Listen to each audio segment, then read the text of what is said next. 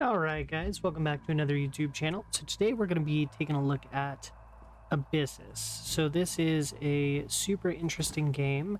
It's a roguelike FPS shooter game where it's essentially you go through different stages one at a time. You kind of have these missions here to unlock different things for your weapons. They give you several different types of weapons. You have relics, you have a bunch of different power-ups. You can take a look at your expeditions to see kind of how you've done throughout each one. You have player stats. Kind of just goes through a bunch of information on here. You have a bunch of different guns to go through. And then you have these soul fragments, which is kind of your progression system to, as you go through, make the game a little bit easier. So you kind of unlock those through going through a bunch of different things. You have the range over here, so you can come over here and try out different weapons, see how you feel about them, adjust them over here. You can unlock different skin colors for each of the guns. We are going to come back over here, take a look. We have some options for costumes that you can unlock, kind of doing some of those same things by completing missions and whatnot. And then, yeah, you can unlock those via completing missions. So we're going to come over here and kind of start a run, kind of take a look and see what that looks like.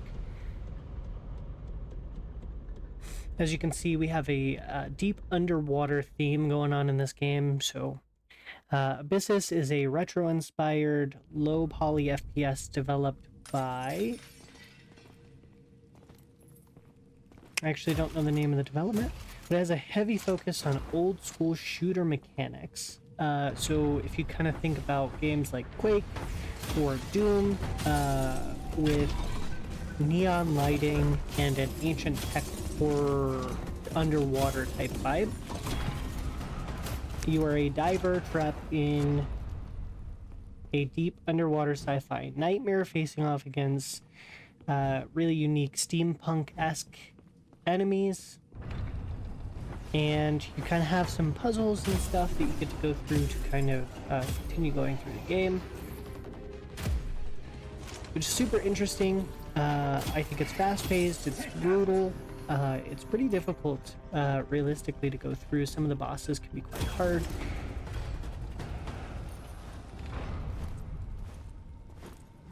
And really interesting thing here is you have two different rates of fire. So you have your primary click, which is going to be your left click button. You have your secondary click, which is going to be your right click button. Each gun kind of has a different way to use those, and after you complete every stage, you're going to be going through collecting chests and different power-ups to empower your primary and secondary. On your queue, just by default, you have a grenade, which you can also get power-ups as you go through to enhance the grenade mods and kind of provide different feel for every run,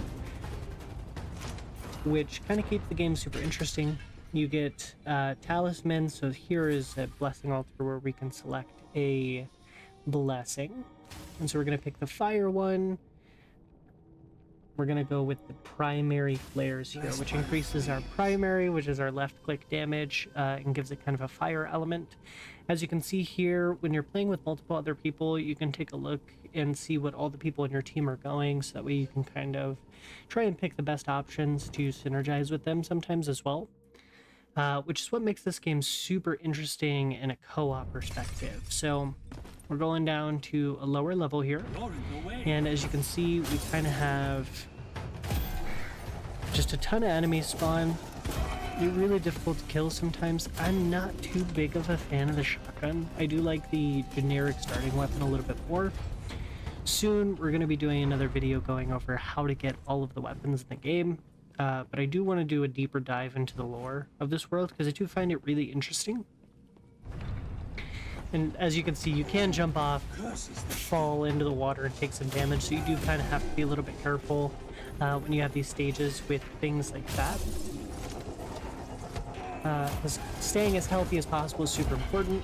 You do have ways to heal, but as you can see, you have a limited number of those heals, and it is difficult. You don't get very many of them through a run, so you have to be very conscious of your health.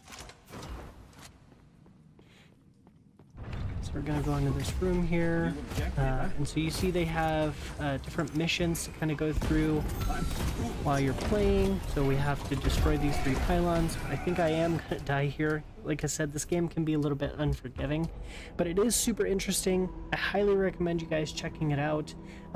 If you have any questions or anything, just leave them in the comments below and I'll be happy to make a video about anything you guys are interested in. We're going to be playing this game quite a bit, hopefully going through and doing a complete run at some time, but as you can see, these are kind of the end screen results that they show you. Like I said, this game is up to 4 players, I believe, and it is super fun and super interesting. I'm going to be playing quite a bit of it. Like I said, if you guys have any comments or questions, just leave them in the comment section below. Be happy to answer any questions you have. Have a great day. Bye.